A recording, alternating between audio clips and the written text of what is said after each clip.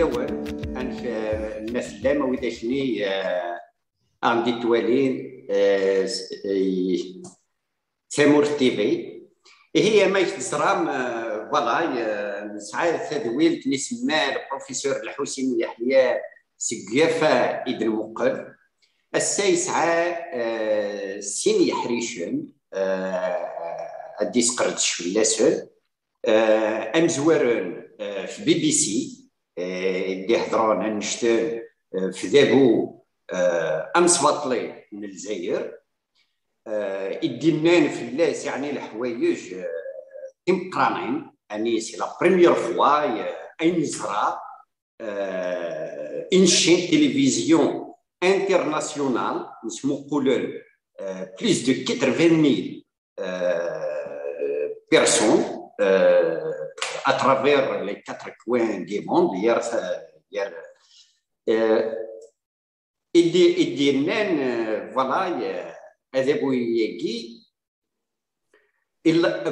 a comparé avec le gouvernement et la Corée du Nord. دايما يستنعجبون فنشت ذاك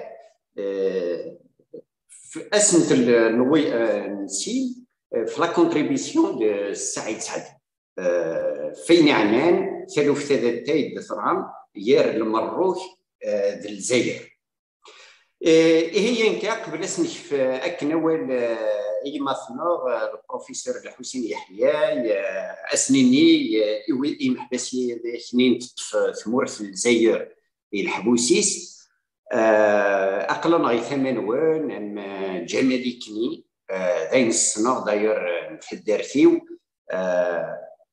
من السنات سقاسمي داك العود داك نايد نكر ذاك شيش باثور دار غاز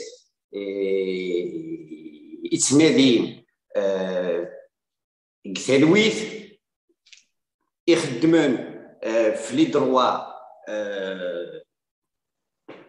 يخدمون في لي دروا د لوم يخدمون يعني في ثلويث ديالي تمرس القبايل اكد وحيد ذويداك محلسني ذاك مره نتمرسل القبائل اللي الحبوس الجزائر هي اول غورك بروفيسور الحسين يحيى الزول فلاحي الزول اكسيد الزول مرة مسفليدن تيلي غري تامورت الالمان كيد نيض الساكي بون ادن غادنا وي سيني سنتال برينسيبالمون مي شدن باقي راسن سي توجور فين يظهرون يثمرت القبائل في فات كنت تولي سياقي الدور تاعي زري لكن نيض il y a eu une intervention enfin sur son Facebook je pense Saïd Saadi il a fait un communiqué sur ce qui se passe et puis le deuxième Wissine c'est un dossier, la BBC, avant la situation, donc je vais commencer, si tu veux bien, le communiqué, enfin le dossier de la BBC. C'est très important parce que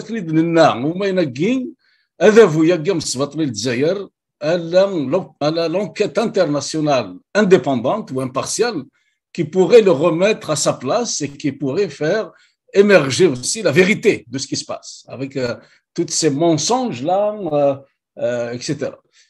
Et j'avais suggéré aussi de القبائل النار نيغاسن القبائل النار إذا قد سهضرم سيلسة من النظام تاكليزيت تالمانيت تاسبانيوليت أكنين يقدود نمران دونيت مظهر هذه السن وقولنا غير دعونا لونكيت تاكي exiger qu'il y ait une enquête internationale. Je pense que un exemple tout la BBC qui est la télévision britannique très très connue mondialement. Donc elle touche environ 76 je pense millions de téléspectateurs et elle touche plus de 300 millions de foyers. Donc c'est important. Et ils ont consacré un dossier qui est de la situation de grâce à un journaliste, d'ailleurs, un journaliste anglais, mais d'origine égyptienne, Magdi Abdelhadi. Magdi Abdelhadi, il a fait une excellente analyse faite de la situation. Et il a comparé, comme tu l'as mentionné déjà, il a comparé le régime algérien au dictateur nord-coréen, je ne sais pas comment il s'appelle là, le fameux dictateur nord-coréen qui fonctionne encore comme à l'époque bolchevique, pratiquement. Donc, en disant ça, en fait, il a ridiculisé pratiquement le régime algérien sur les deux dossiers, aussi bien sur les feux qu'il y a en Kabylie, là, et puis toutes les versions, les magouilles, les pirouettes de ce régime-là pour essayer d'instrumentaliser, c'est ce qu'il a utilisé comme terme, il dit qu'il instrumentalise le MAC pour ça, mais c'est sûr que c'est eux qui sont derrière ces feux-là criminels, écocidaires pratiquement, de la Kabylie. Et puis, aussi bien aussi sur l'assassinat des jeunes à comment ça se peut-tu? C'est-à-dire, est-ce qu'ils prennent le monde pour des niaiseux, des stupides, que quelqu'un qui a été assassiné sous l'œil, je reprends son expression, sous l'œil vigilant de la police, et ils essayent de trouver des criminels après ça. Donc, c'est complètement aberrant, en fait, comme situation. Il n'est que ça, c'est des vieilles tactiques. C'est des vieilles tactiques. C'est même pas de la stratégie, c'est des petites tactiques, là, des vieilles tactiques des dictateurs à travers le monde, des États totalitaires. Donc, c'est une douche froide que la BBC vient d'administrer au régime algérien, aussi bien sur ces feux-là, il dit, soit ils instrumentalisent le MAC, mais ils utilisent aussi dans cette tactique des États dictatoriaux de dire que c'est la main de l'étranger. En fait, c'est le Maroc, c'est Israël. Enfin, on a vu toutes ces hypothèses-là passer une après l'autre là du régime algérien. Mais c'est clair que ça, donc ça va dans le sens de ce qu'on nous disons, c'est que à travers toutes ces hypothèses farfelues que le régime algérien a suggérées, il n'y a qu'une enquête indépendante internationale qui pourrait justement nous dire la vérité. C'est ce qu'on réclame. Nous connaissons, c'est le Qbaïl. Normalement, on doit avoir un consensus là-dessus. Là, il n'y en a pas d'autre alternative. Il n'y a pas d'autre moyen de savoir la vérité qu'une enquête indépendante. Pourquoi? J'ai vu aussi cette semaine, en fait, je pense le 28 août, là, il y a eu un meeting à l'Arvana Tiratan de quelques compatriotes et puis ils ont examiné aussi la situation. Enfin, ils ont abordé plusieurs sujets, aussi bien concernant ces feux-là, les criminels, parce que même le pouvoir algérien, il les a taxés de criminels, hein, rappelons-le.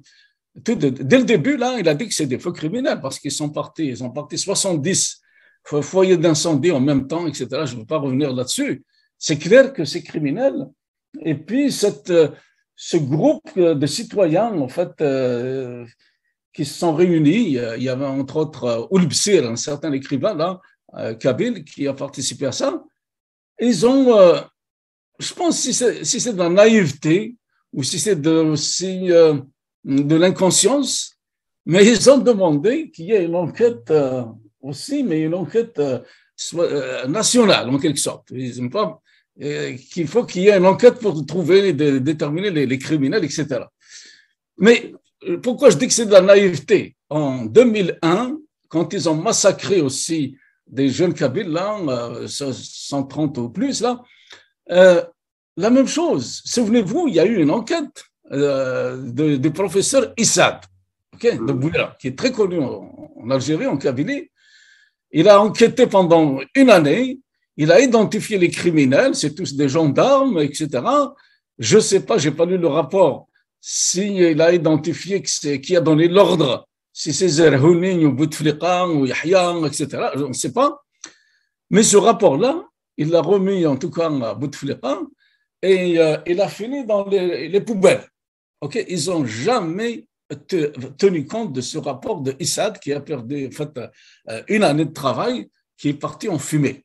Alors, est-ce qu'ils sont naïfs, les gens qui se sont réunis à l'Arba'anat Yardan, pour penser que cette fois-ci, les dégâts sont beaucoup plus importants? Enfin, ils ont rasé les 3/4 de la Kabylie, pratiquement qui est passé au feu.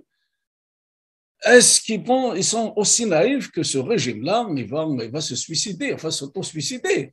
Et on sait que c'est le régime. Comment ils demandent une enquête que ça va être le régime? Elle va connaître le même sort, tout en plus, là, mais il ne faut pas se faire d'illusions. Donc, nous savons qu'ils ne sont pas libres, ils sont en train de. D'ailleurs, tu vas en parler un petit peu là, des arrestations qu'ils sont en train de faire à tous les jours de personnalités kabyles, pas juste des indépendantistes, même tout ce qui est personnalité kabyle, ils sont arrêtés. Ils sont en train de nous mener une guerre pratiquement, comment on appelle ça, un nettoyage ethnique, ou pour ne pas dire le génocide. Donc, il ne faut pas se faire d'illusions. Nous disons, nous connaissons la diaspora, nous sommes là. Notre rôle, justement, ça serait d'échapper à ce huis clos, parce que le régime algérien, il veut nous tuer à huis clos en Algérie, qui est considéré comme une prison, surtout la Kabylie. La Kabylie est considérée comme une prison dans une prison. Okay? La prison Algérie, et puis barricader la Kabylie est encore plus sous contrôle. Là, on a vu que même des médicaments, ils ne veulent pas que la diaspora apporte une aide à sa communauté, même une aide humanitaire, ils l'ont refusé. Alors encore moins de reconstruire éventuellement la Kabylie qui vient de détruire volontairement par un acte criminel. Donc, il ne faut pas qu'il se fasse des illusions. Nos compatriotes ou concitoyens, ils mourent. Donc, ce qu'il faudrait faire, cette enquête-là, pourquoi il est nécessaire et incontournable? Parce qu'il faut d'abord évaluer les dégâts, les dommages. On ne sait pas, au moment où on se parle là, on ne sait pas, on donne des approximations. Il y a 1700 maisons ou foyers qui sont détruits. 1700, c'est énorme. Il y a je ne sais pas combien d'animaux là, de fermes ou des animaux sauvages. Là, on parle de la faune a été décimée.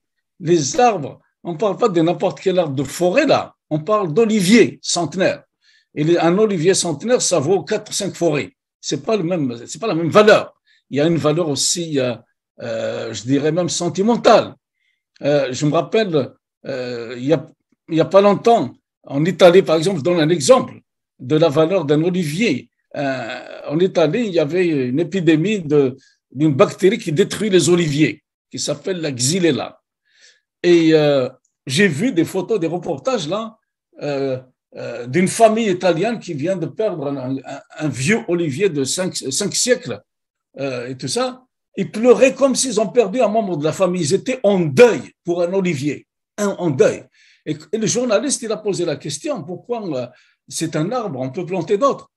Et le vieux, il a expliqué, il a dit que cet olivier-là, c'est de génération en génération, c'est toute la mémoire de la famille. C'est généalogique pratiquement là. Il a dit, il a nourri plusieurs générations, cet olivier-là. C'est sûr que pour nous, là, sa valeur sentimentale, c'est comme si on a perdu un membre de la famille. Tu comprends pourquoi je dis que ce n'est pas des forêts, ce n'est pas des broussailles qu'ils ont brûlés là. Ils se sont attaqués aux arbres fruitiers, aux oliviers, aux figuiers. Le figuier, je peux vous donner un exemple. D'Agui à Montréal, là, la semaine dernière, j'étais au marché Jean Talon. Il y a des Italiens ici, on a une communauté italienne, la petite Italie. Il a planté des figuiers dans une serre, parce qu'avec le climat qu'on a ici, là, nordique, ça ne pousse pas des figuiers. Il les a plantés dans une serre et il y avait un figuier assez grand. Il le vendait, il le mettait à vendre, là, 4 000 € le figuier. 4 000 €. C'est vrai que c'est le prix ici au Canada d'un figuier. Mais ils ont passé aussi au feu tous les figuiers que nous avons. Donc, en fait, économiquement, là, c'est un chaos. parce qu'ils ont détruit 3/4 de ce pays, de la Kabylie. Donc, sans ce pouvoir, il ne va jamais vouloir même faire le bilan des dégâts qu'il a commis. Okay, il va minimiser, évidemment. C'est pour ça que ça prend une commission d'enquête internationale, impartiale, qui soit diligentée par les Nations Unies ou par la Cour pénale internationale, mais il faut une enquête indépendante pour établir déjà les dégâts, les dommages. Ensuite, parce qu'il parlait de reconstruction, et là encore, ils se mettent les deux doigts dans l'œil, ces gens qui se sont réunis à l'Arba'ana Firaten, parce qu'ils parlent de reconstruire que l'État algérien décrète que cette zone est sinistrée. C'est comme si on a un sinistre naturel, ok? Donc, c'est même pas encore déclaré comme zone sinistrée, si je comprends bien, ce qui est vraiment grave. Et puis, ils veulent quémander des aides à l'État pour essayer de reconstruire, etc., la Kabylie. Mais, écoutez, il ne peut pas y avoir reconstruction déjà là, parce qu'il y a un problème grave. Là, c'est une agression de type génocidaire dans un contexte où toute la Kabylie, elle vit en situation d'apartheid depuis 60 ans, et on va, comme si de rien n'était, on va commencer à reconstruire, à nettoyer et puis quémander des aides de l'État. Mais ça veut dire que peut-être dans 2 ans ou 3 ans, ils vont encore nous brûler. Ils ont fait ça en 2001, ils ont fait ça en 80, ils ont fait ça régulièrement, d'une façon récurrente depuis 60 ans. On subit des agressions à répétition, récurrentes. Donc, avant de penser à reconstruction, pensez d'abord comment sécuriser les frontières de la Kabylie. Comment son statut, c'est ça là, c'est le statut de la Kabylie qu'il faut poser là, c'est l'indépendance ou la souveraineté totale de ce pays avant de reconstruire, parce qu'il n'y a personne qui veut travailler pour rien, pour que voir après toute sa fortune partir en fumée. Moi, j'aimerais bien voir, on va revenir un peu aux commentaires de Saïd Saadé. J'ai vu des familles, des pères de famille là, parler que toute leur fortune sur plusieurs générations qui sont parties en fumée, leur maison, etc. Et puis, c'est des immigrés pour la plupart là qui sont exilés même pendant longtemps, toute une vie pour construire une petite baraque là-bas, et puis qu'ils la voient comme ça, impuissants, partir en fumée et aller parler à ces gens-là de reconstruire. C'est complètement ridicule, je pense, là, venant surtout de certains politiciens. Maintenant, je ne peux pas blâmer les qui sont réunis à l'Arba'ana Firaten, tout le monde essaie de trouver une solution. Mais dans les circonstances, je pense que la diaspora, elle est en meilleure posture, malgré les menaces que fait le régime sur la diaspora, je vais y revenir là, mais nous ne sommes pas menacés d'arrestation, au moins ici, là, et nous pouvons porter la voix très haut au niveau international pour que justice soit rendue à cette région-là, parce qu'il a été agressé, il n'a rien fait, malgré toutes la propagande du régime qui décrète lui-même qui est terroriste ou qui ne l'est pas, hein, un régime sanguinaire, dictatorial, comme on l'a dit là, et qui a taxé le MAC de terroriste ou je ne sais pas de quoi. Et puis maintenant, c'est tous les Kabyles qui sont considérés comme terroristes, c'est toutes les Amazirs même, puisqu'ils viennent d'arrêter la présidente du Congrès mondial Amazir, n'est-ce pas? Donc, c'est pour ça que je dis, il ne faut pas se faire des illusions, et il faut insister, notre priorité absolue en tant que diaspora, c'est d'accompagner cette demande-là d'enquête internationale et puis de poursuite, parce que l'enquête, elle va identifier des criminels, et quel que soit le criminel, même s'il était du mal, quand nous, on est prêt à jouer le jeu, qu'il soit arrêté, traduit devant les tribunaux internationaux, quel que soit l'auteur. Nous, on n'a pas peur de ça. Alors, si le régime s'oppose à ça, ou des partis de l'Algérie s'opposent à ça, ça veut dire qu'ils sont complices ou ils sont responsables eux-mêmes de ces crimes-là. Alors, sinon, on se rend à un arbitre international. Okay? C'est un litige grave. Seul un arbitrage international va venir démasquer les responsables de ce crime, enfin de ce double crime. Moi, je l'appelle un crime génocidaire et écocidaire, ce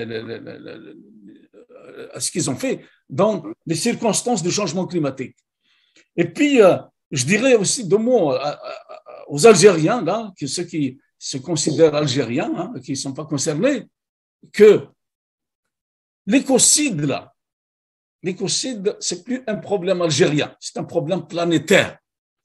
Ils ont brûlé la Kabylie, là, dans les conditions actuellement où tout le monde essaye de protéger la nature comme la prunelle des yeux, ils la voient. Alors, est-ce que ce peuple est inconscient complètement? Il vit en marge de l'humanité, de la planète? Ou bien, c'est là qu'il y a un problème grave, là, psychologique, de propagande que le régime a fait avec son peuple. Parce que tous les peuples du monde entier aujourd'hui, quel que soit l'endroit où il y a des feux comme ça, là, une attaque frontale comme ça de la nature, les gens se dressent contre ça. Alors, ils sont où ces Algériens, là? Est-ce qu'ils mettent la tête sous le sable comme les autruches? Même s'ils n'aiment pas les Kabyles. Ils n'aiment pas la nature non plus. Ils n'aiment pas la planète.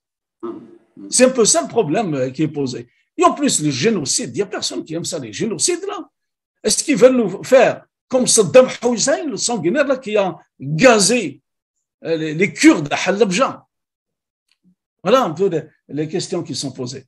Donc, je pense qu'il n'y a pas on n'a pas d'autre alternative là que de enquête internationale, la vérité, que les coupables soient traduits en justice et que ces dommages-là maintenant, qu'ils payent les dommages et intérêts. Et nous savons que ces responsables qui ont brûlé la Kabylie, là, ils ont des milliards de dollars qu'ils ont placés à l'étranger ou ailleurs, là, que la Cour pénale internationale les poursuive et qui rembourse les dommages qu'ils ont causés à cette population-là. Voilà un petit peu ce que je voulais dire. Donc, c'est une bonne chose. Moi, je salue la BBC d'avoir fait ce dossier-là et on encourage évidemment les autres médias et tout ça parce qu'on sait qu'on fait face à un blocus même d'informations de la part de l'État algérien et de l'État français aussi qui protège ses intérêts. En fait, c'est le régime algérien. C'est clair. Donc, il faut que cette démarche-là sorte un peu de ce duo-là, France-Algérie, et qu'on s'adresse aux autres pays du monde entier, et les Africains, les Méditerranéens, nos voisins aussi, là, comme le Maroc.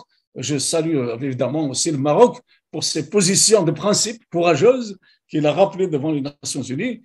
Et nous souhaitons que le Maroc aussi accompagne cette démarche-là, parce qu'on sait que ces demandes-là aux Nations Unies, il faut qu'il y ait au moins un État qui les propose. Et nous sommes vraiment fiers d'avoir un voisin, en fait, frère même, marocain, qui a mis son nez un peu là-dedans, dans ce dossier-là. Sans ça, de toute façon, comme je disais là, les feux de forêt, là, ils ont brûlé aussi, on se rappelle la région des Aurès, aussi, notre région Amazir, Khluchla, et toutes ces incendies-là, ils ont un impact même sur le climat de toute la région et même de la Méditerranée. On l'a dit, hein, le sable maintenant du désert, il traverse souvent la Méditerranée, il arrive en France, hein, il arrive à Bordeaux, il monte même jusqu'en Alsace. Donc, on ne peut pas fermer les yeux, même en tant que Méditerranéen, sur des feux gigantesques comme ça, criminels, qu'ils ont commis en Kabylie. Voilà un peu ce que je voulais te dire sur ça aujourd'hui, Axel. Maintenant, je reviens à un commentaire de Saïd Saadi qu'il a fait dans sa page, je pense, Facebook. Ce gars-là, on se demande si réellement, en fait, il devrait être à la retraite normalement, là.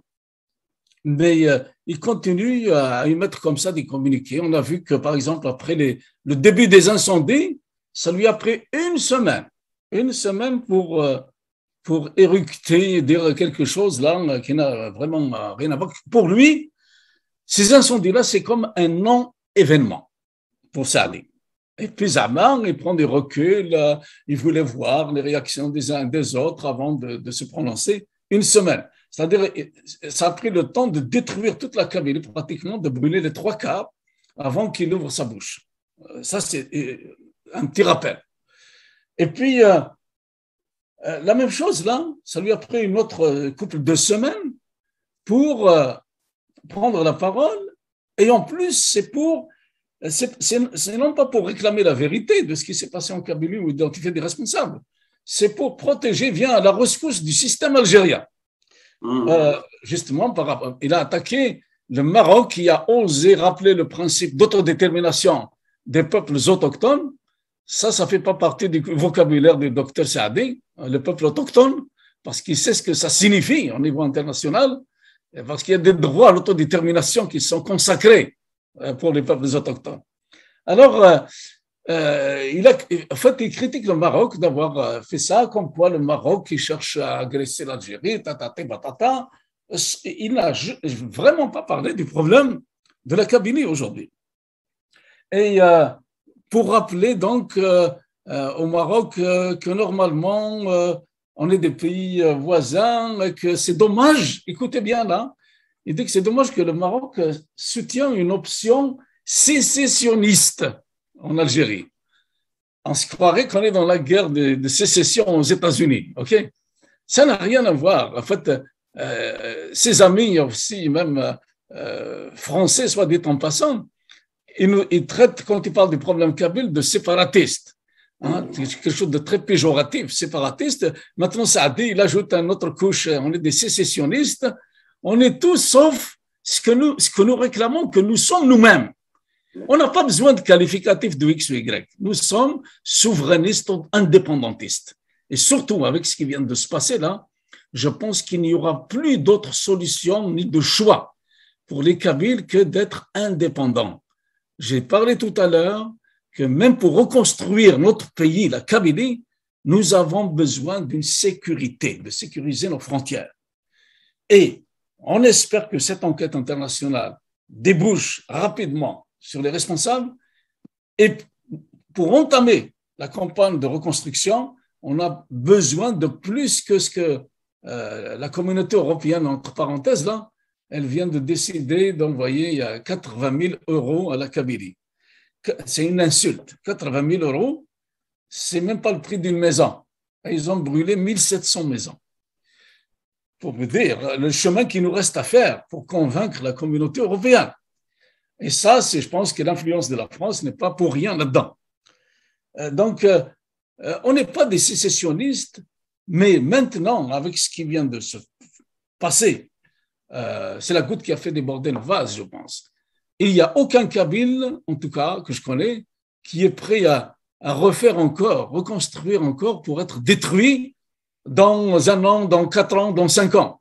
On veut sécuriser une fois pour toutes, pour les futures générations, Kabylie, là, nos frontières. Et si on veut aider la reconstruction de la Kabylie, nous sommes tous volontaires de la diaspora, on n'a pas envie de passer par des douanes algériennes. On a vu que les douanes algériennes sont là juste pour nous confisquer. Ils ont confisqué même l'oxygène pour les Kabyles. J'aimerais bien que Saïd Saadi se prononce là-dessus s'il a le culot, s'il est indépendant. Mais donc, c'est pour ça que ça devient vraiment extrêmement important, cette question d'indépendance. Ce n'est pas pour le plaisir de Dieu. Nous sommes capables de relever la Kabylie, nous sommes capables de la développer, de l'amener vers la modernité dans des temps records. Mais pour ça, on a besoin de nos frontières à nous, contrôlées par des Kabyles. On ne veut plus rien savoir avec des gens qui sont là, qui vont rester au-dessus de notre tête comme une épée de Damoclès. Quand ça leur plaît, ils viennent nous brûler, ils viennent nous détruire comme ils ont fait d'une façon, je dis, récurrente depuis 60 ans. Mais cette fois-ci, ils ont été beaucoup plus loin. Ils ont été vers un génocide. C'est pour ça que nous avons besoin, c'est de la légitime défense. L'indépendance de la Kabylie devient une légitime défense et on doit contrôler nos frontières. Il faut que le reste du monde le comprenne. Nous sommes en train de faire face, nous sommes sur la ligne de front de génocidaires. Ce régime-là qui est articulé sur l'arabo-islamisme comme les talibans, il a semé le chaos. Machikan en Algérie, il sème le chaos dans toute la région. Maintenant, ils sont en train d'attaquer aussi les berbères libyens avec Haftar. Ils vont attaquer aussi les berbères Touareg de l'Azawad en remplacement de l'armée française. Donc, c'est un danger pour toute la région. Et pour le Maroc aussi, ça, sans parler pour le Maroc. Donc, le Maroc, non seulement qui doit réagir, il a un devoir normalement de réaction parce que le danger, il est à sa porte là, il l'a emporté à sa porte. Et on entend aussi, en tant que Nord-Africain, en fait, à Mazir aussi, parce que là, ils ont dans leur ligne de mire non seulement les Kabyles, tous les Amazirs. Et la majorité de la population marocaine aussi est amazigh. Alors qu'on ne vient pas chanter le régime d'Alger, là, raconter des histoires au monde comme quoi le Maroc n'a pas à s'ingérer. Le Maroc, il a un devoir d'ingérence, une obligation même, parce que c'est ses frères qui sont menacés de génocide en Algérie. Voilà un petit peu. Mais pour Saïd Saadi, je trouve ça vraiment lamentable comme position. Je termine là-dessus, peut-être que notre ami va intervenir. C'est ce qu'il a suggéré là. Il veut revenir, il rappelle qu'en 1958, les trois mouvements de libération nord-africains, le FLN, l'Istiqlal au Maroc, le Destour en Tunisie, ils avaient pensé qu'après la libération, on allait faire une fédération nord-africaine. Mais cette fédération-là, dans les yeux de Saïd Saadi, c'est une fédération des États-nations, des États que la France a laissés, des États-nations. Allô? Oui, on a peur de l'image. Donc, il veut faire une fédération des États-nations. C'est pour mieux écraser peut-être les composantes amazirs d'Afrique du Nord, parce que nous, on se bat contre les États-nations, l'État-nation algérien en tout cas, l'État-nation jacobin. Et pour le challenger, j'inviterai Dr Saadi à nous expliquer, je le mets au défi, d'expliquer à la population kabyle algérienne, nord-africaine, c'est quoi la différence entre une fédération des États-nations et une confédération des États indépendants, des États même régionaux indépendants. Voilà un petit peu l'option qui serait la plus réaliste, là, c'est une confédération à la Suisse, mais je lui laisserai le soin de l'expliquer s'il a le culot pour ça. Voilà, Maxime, peut-être tu voulais intervenir. Während Sadiq Foureg Massin Amour, membre fondateur et cadre de l'IRK, Beleka Hakiwede Koutiessi, et membre actif pour l'indépendance de la Kabylie. C'est un audiologue, Githmourth en l'Allemagne. هي اللي عندي هاتي بغى يدي يسقسي لحاجه كان البروفيسور الحسين يحيى هو اللي غرورك دماسي ثان ميرثنون قلبي بيتا نيت سوفي كار ثان ميرثيك الحسين يمسلاينا كين إدنير داين إيجرزن تسيدت تقورانت في الغير كان دينا شرا يمسلاينا في سعيد سعدي سي دوماج كو أتسخلت تقبلي طارومي اوكي سي دوماج كو سعيد سعدي finalement à travers ses réactions cause beaucoup plus de mal, cause beaucoup plus de tort à la Kabylie en général et aux indépendantistes en particulier, parce que les indépendantistes finalement luttent pour que Saïd Saadi puisse s'exprimer librement dans un pays indépendant, dans un pays qui j'espère sera indépendant comme la Kabylie. Et Achouk Tsouraban, mais malheureusement, il n'est pas le seul. C'est l'usage des expressions que beaucoup d'Algériens, beaucoup de Kabyles, je dis bien Algériens de l'autre côté, beaucoup de Kabyles ne comprennent pas, qui nous expliquent ce que ça veut dire sécessionniste. Et là, Ardisfem, sécessionniste. Parce qu'utiliser un mot sécessionniste comme Saken, enfin, sans le contexte américain, par exemple, c'est très difficile pour certains de comprendre effectivement ce que veut dire Saïd Saadi. C'est comme le mot séparatisme. Le mot séparatisme, c'est un mot négatif. Alors moi, je poserai la question, est-ce que le FLN d'antan, le FLN d'avant 62, c'était un mouvement séparatiste? Non, c'était un mouvement qui luttait pour la liberté des peuples amazirs, finalement, de toute l'Afrique du Nord. Hein. Vraiment, il y avait le Maroc qui était sous protectorat, la Tunisie d'Arnion. Mais parlons de ce pays Algérie qui a été créé par la France. Alors, est-ce que le FLN faisait du séparatisme? Moi, j'ai toujours souligné, et j'aimerais avoir aussi ton avis, peut-être sous forme de discussion. Nkini, j'ai toujours dit que la Kabylie ne pratique pas le séparatisme. Le séparatisme vient de l'Algérie. C'est l'Algérie qui s'est séparée de Tamazra. C'est l'Algérie qui s'est séparée de l'Afrique. La Kabylie, elle est ancrée en Afrique du Nord. C'est l'Algérie qui est partie, bien sûr, virtuellement, culturellement, qui est partie vers le Moyen-Orient. Absolument. Donc, l'Algérie, c'est l'Algérie qui pratique le séparatisme. Il y a l'Aqbayl, Nanesen, nous connaissons Vimaziren, il y a Aqla Vithmazran, il y a pour dire Afrique du Nord, Khounuit Rohem, à la péninsule arabique. Donc, c'est vous qui pratiquiez et qui pratiquent toujours et qui pratiqueront.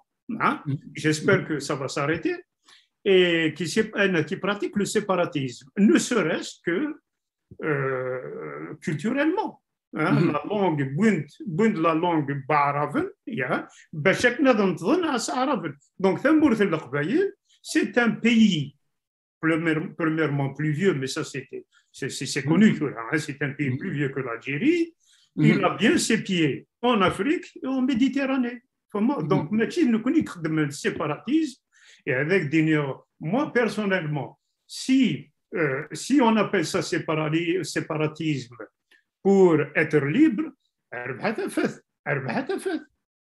moi je vais être libre et non pas être sous le joug d'un arabo-islamisme qui veut m'exterminer. Et en fin de compte, on revient toujours au mot génocide que beaucoup d'Algériens et que même Saïd Saadi n'acceptent pas parce que Ntsar Ouros a beaucoup aussi d'autres.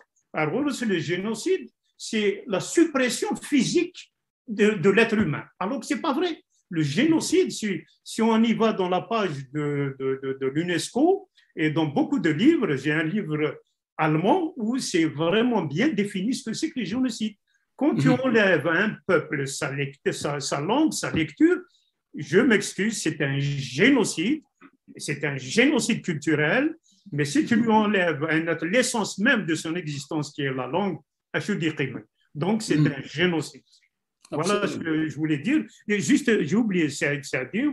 Saïd Sadir, c'est un mec, c'est pas en s'attaquant et en voulant agir dans la cour des grands, entre parenthèses, qu'il puisse espérer avoir un jour le prix Nobel de la paix.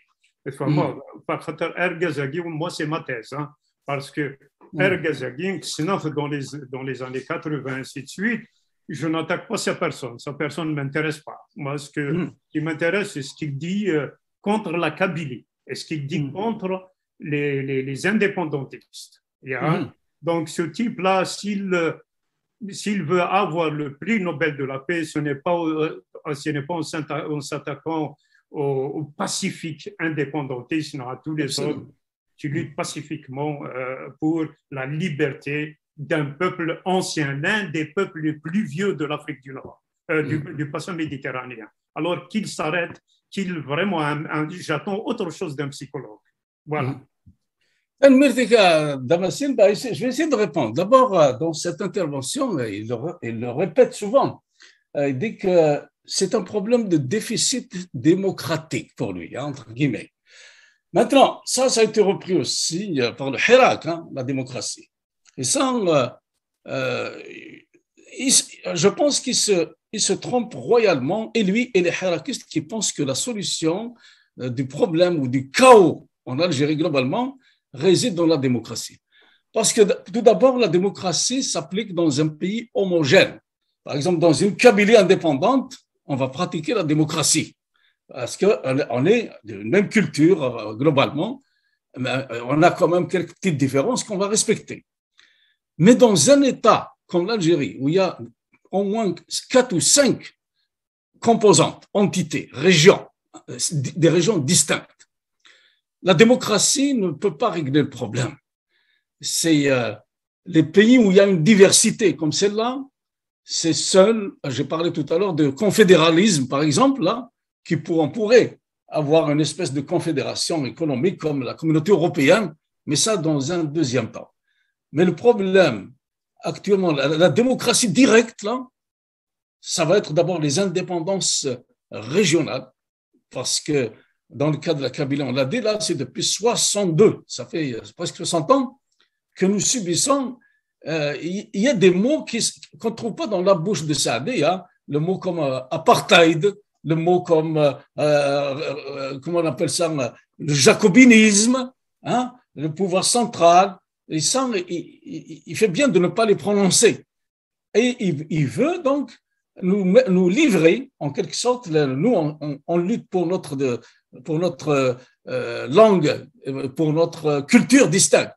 Et il veut nous noyer dans une espèce de magma démocratique. Et on sait que de toute façon, ils ont eu l'expérience dans les années 90. Si on fait un vote comme ça, démocratique, dans une société comme la nôtre, diverse, on va avoir affaire à une dictature arabo-islamique, une dictature de la majorité. La démocratie, c'est égal à la dictature de la majorité. Et c'est un piège, évidemment, ce n'est pas ça qui va régler le problème. Les problèmes fondamentaux que vit la Kabylie depuis 60 ans, c'est le non-respect de sa différence. Il faut respecter les différences. Et dans tout État jacobin, il n'y en a pas beaucoup, heureusement, dans la planète, là, il n'y a que la France et les pays d'Afrique du Nord, ces colonies, qui sont des États jacobins. Tout le reste de la planète, ils ont trouvé des façons, des modèles d'État, soit des fédérations ou des confédérations, pour respecter cette diversité qui caractérise beaucoup d'autres pays. Donc, ce n'est pas un problème de démocratie, c'est un problème de respect des différences. Ça, c'est pour M. Saadé. Ce que tu as dit aussi, c'est les arabophones maintenant qui veulent nous rattacher, en fait, qui nous traitent de séparatistes ou autre affaire. Tu as parfaitement raison, Massine. Tout le monde le sait, c'est l'idéologie arabo-islamique qui est raciste, qui est exclusive. C'est elle qui veut même, c'est pas juste les Kabyles qui ont un problème vis-à-vis de cette idéologie, c'est le reste de la planète. Ils veulent tout islamiser tout le monde, arabiser tout le monde, toute la planète, et puis même leur racisme ou leur exclusion, elle va aller jusque même après la mort. Parce que même au paradis, ils pensent que tous les autres peuples, là, ils vont crever en enfer, ni au paradis, et que c'est même la langue arabe qui est en usage au paradis, c'est ce qu'ils enseignent aux Algériens. Donc, pire que ça, là, comme raciste, tu ne trouves pas sur la planète que quelqu'un qui, non seulement dans notre existence, ils veulent nous supprimer, mais même dans l'au-delà, ils ne veulent pas qu'on existe dans l'au-delà, on va aller crever en enfer. Donc, qui c'est qui est raciste là-dedans? Et d'ailleurs, depuis les invasions arabes de l'Afrique du Nord, là, parce que les invasions, les razzias, ils enseignent aux Algériens, non, il n'y a pas eu de razzia, il y a eu des futuhat. Bullshit, il n'y a jamais eu de futuhat. Ils ont rasé, c'est des razzias, le mot français razzia, il vient de razawa.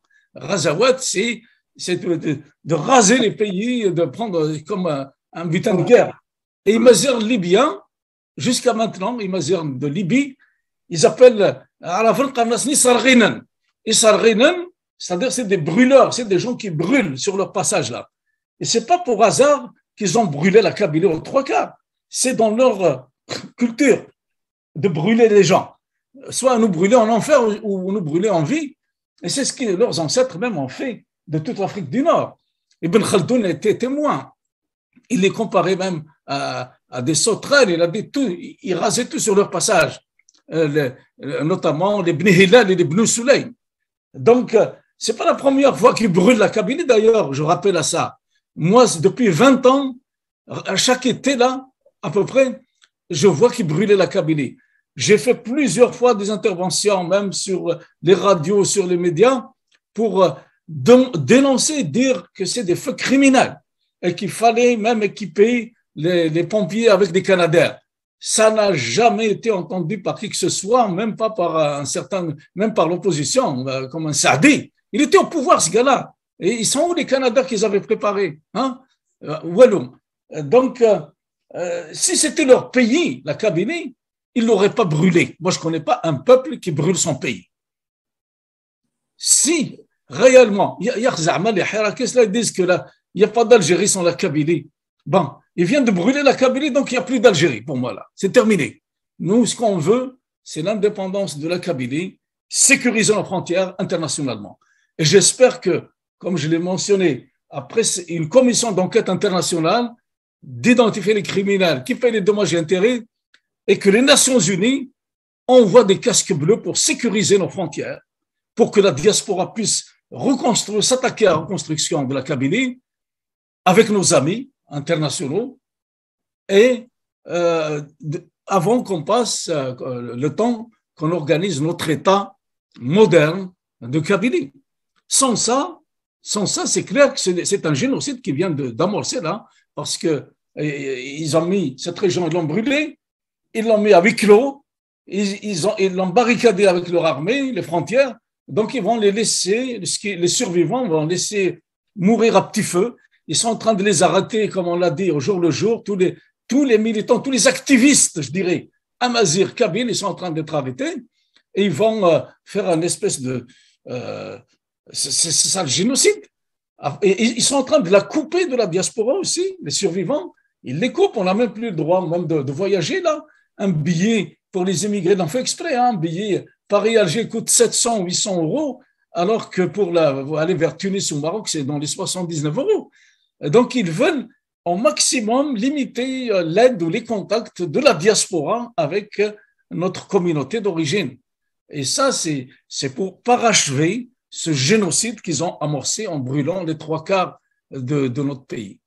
Voilà un peu, je ne sais pas si je réponds à ta question, mais un politicien du calibre Zahma de Saïd Saadi, c'est ça qu'on aurait aimé entendre dans sa bouche.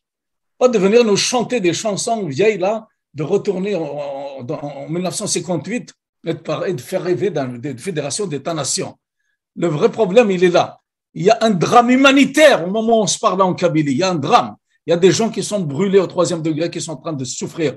Il y a le Covid. Il y a les gens ont perdu toutes leurs ressources, etc. C'est ça qu'on aurait attendu.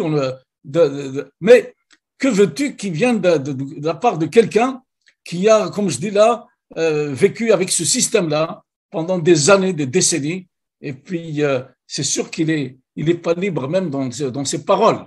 Même s'il est à l'étranger, il n'est pas libre, Saïd Saadi, à mon avis. Voilà un peu ce qui explique, c'est pas une question de compétence là, c'est qu'il est piégé avec son propre jeu là, et il ne peut plus maintenant, il est inutile pour la Kabylie. Il ne peut pas proposer quoi que ce soit, mais il peut servir encore les intérêts de ce système-là, en attendant que l'opinion publique internationale dévoile la vérité, puis convoque les responsables au tribunal pénal international pour des poursuites. Voilà à Damascène. Ok, merci. Je peux ajouter une phrase? Bien sûr, mais ça a été sorti. Alors, moi, j'ai réfléchi, et je peux ne pas avoir raison. Hein. C'est le mot que Kamel Daoud. Kamel Daoud, c'est un écrivain algérien qui utilise vraiment une sorte de subtilité intellectuelle vicieuse pour attaquer vraiment l'Aqbaïl, en général l'Aqbaïl. En lisant, je lisais avant dans le quotidien d'Oran lorsqu'il faisait ses chroniques. Comment on appelle ça, les chroniques. Les chroniques, quand il faisait ses chroniques. Et tout là, je lis dans Liberté, il écrit de temps en temps. Et je me suis dit, voilà, Kamel Daoud, c'est un arabophone, un Algérien, mais nous avons la même chose à Rorna. Alors, Kamel Daoud, il utilise vraiment une rhétorique et une sémantique très, très compliquée pour que les Algériens ne comprennent pas, en disant, je dis bien les Algériens, hein, pas les Kabyles, je dis bien les Algériens. Saïd Saadi, dans la forme, il est à peu près, il fait exactement, il va dans ce sens-là. C'est-à-dire pardon? Ça a même presque une ligne politique. Ils ont une même ligne mentale pour essayer de tromper les peuples, il faut lire vraiment sous les lignes, Saïd Saadi. Donc, Saïd Saadi, pour moi, c'est le Kamel Daoud Kabyle. Vraiment, c'est exactement la même chose, surtout que ces deux-là, il faut dire la vérité, hein, il faut appeler un chat, ils prennent les lecteurs pour des imbéciles. C'est-à-dire que ils pensent que non, ils vont rien comprendre, ces gens-là, ceux qui lisent ces articles, ainsi de suite. Il faut avoir un certain niveau pour pouvoir écrire, pour pouvoir lire, comprendre sur parole, et ainsi de suite. Donc, ils pensent, Hachawin, docteur, non, professeur, ainsi de suite. Alors que, en plus, ce qui m'étonne, c'est que Saïd Saadi, en tant que psychologue, normalement, il doit être au courant que Saïd Saadi, dans beaucoup de coins de la Kabylie, et pour beaucoup de Kabyles, c'est une idole. Hein, c'est vraiment, il a beaucoup d'estime. Aratas al-Qbaïl, et nous mazram la génération, nous تقدر وين يغران. On a un respect pour lui, نحمليه ذا دويان يانو يغران يسنقارس قبيليت يسن يزرع et malheureusement il faut pas le contredire. Voilà, parce que Iran, il fait c'est intéressant de pas. Avant tout, c'est un psychiatre, mais il va يستلحوا في كتاوينوس ان كنتي توالي ني غندا ما يزمر نستعرق الخيور يصير تنمو يغرى الحوايج هيك. Oui, mais Axel, il ne peut pas tromper tout le monde. En fait, je trouve. Allô? Il ne peut pas tromper tout le monde. Tu ne peux pas prendre le peuple algérien dans son ensemble là pour des imbéciles. Ouais. C'est vrai que ce que dit Massine, là, le parallèle qu'il fait avec Kamal Daoud, dans le sens que tous les deux font des pirouettes. Moi, j'appelle ça des pirouettes. Ils essayent de manipuler la langue française. Tous les deux, ils ont un point commun. Ils sont de l'école de pensée franco-française, en quelque sorte, et du régime, parce que n'oubliez pas que les généraux, c'est la France qui est derrière. Et d'ailleurs, tous les deux, ils vont pas à New York, hein, ils vont tous les deux en France, à Paris, à Marseille, l'autre à Paris, chez la mère Patron, pour impressionner la galère, les journalistes français, etc. Et puis manipuler le verbe, comme on dit là. Mais c'est pas ça qui fait que c'est des vrais intellectuels, pour moi. Il y a les scientifiques aussi. Il a beau être un psychiatre, mais il lui manque le raisonnement logique et rationnel d'un scientifique. Tu comprends? La psychanalyse ne règle pas tout.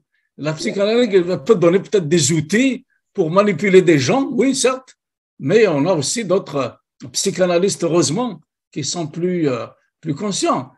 Donc, on ne peut pas prendre les gens pour des imbéciles. Tous les deux, d'ailleurs, ils ont un autre point commun, c'est qu'ils sont abreuvés au système algérien, au système jacobin.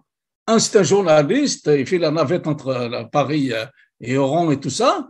Je critique pas ses écrits littéraires. Hein. Il est excellent, chacun il a son métier. Moi, je suis dans le domaine scientifique de la médecine.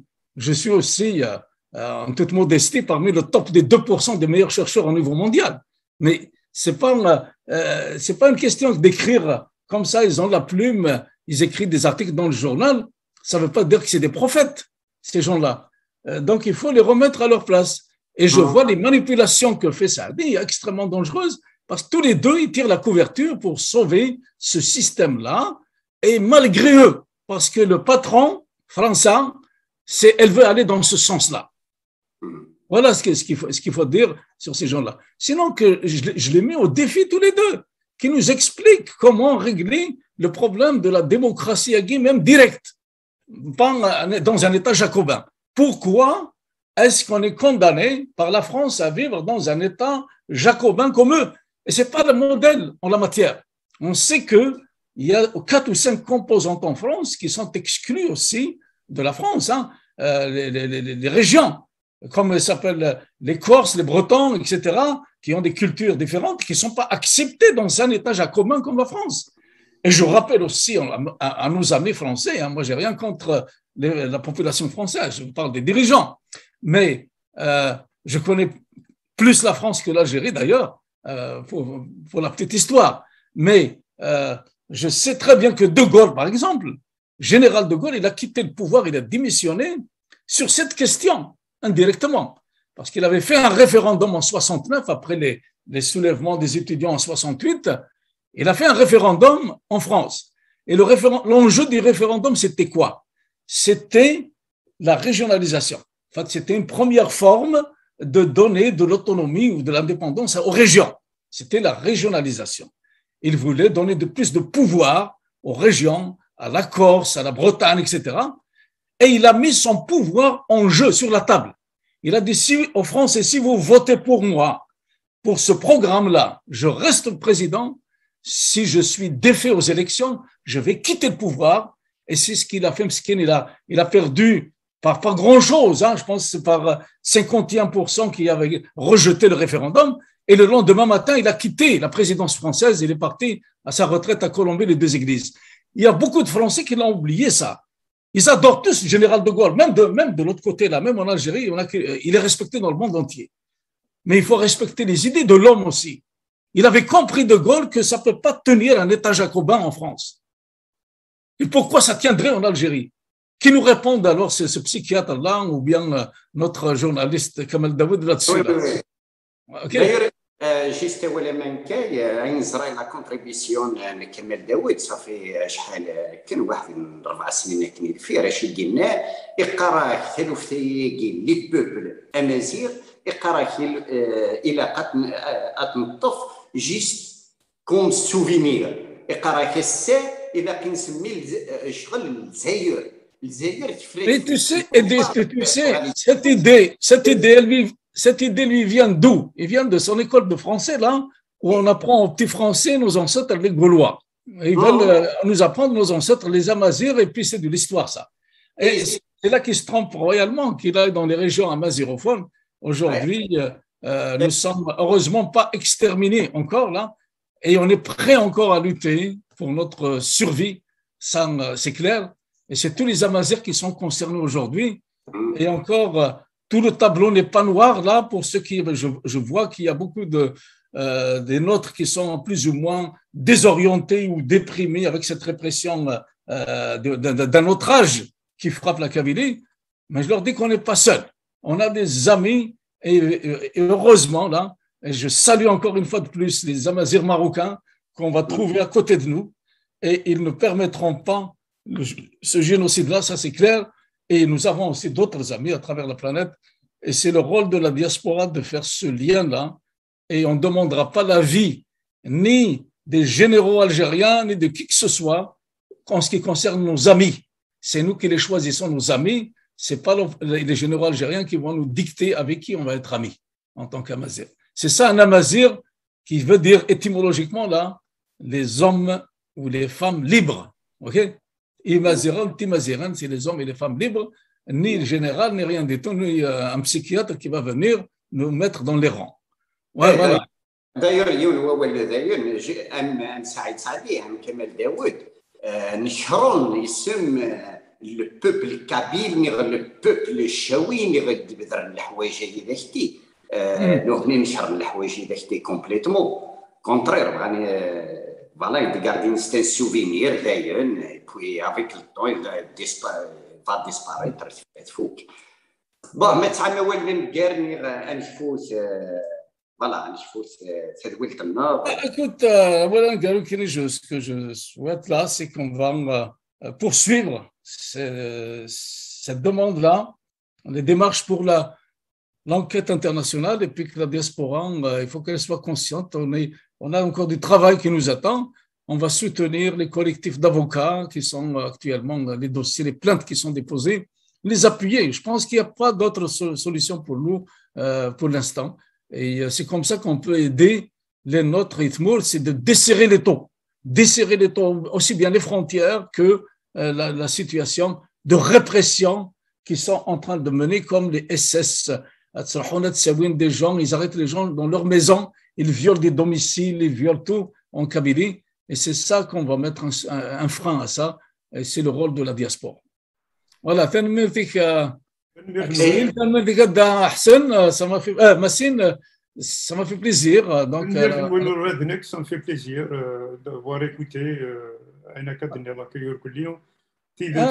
الدور تدي تدوني هي الدور تدي تدون ما يراد يلو ça ferait plaisir encore on va continuer la discussion. ثاني ثانوي سنين البروفيسور حسين يحيى l'audioologue Massim, membre actif pour l'indépendance de la Kabylie, et هي فندور تدي تدون ونجني ثالويث نسرم كنداغو ندابو الجزائريه مسواطلي دي سرحي محبسي كي دوبينيون نتمورث القبائل نصرا باللي الطفين تطمح قرانيت هي ونجيني ثلويث ندور في دي الدول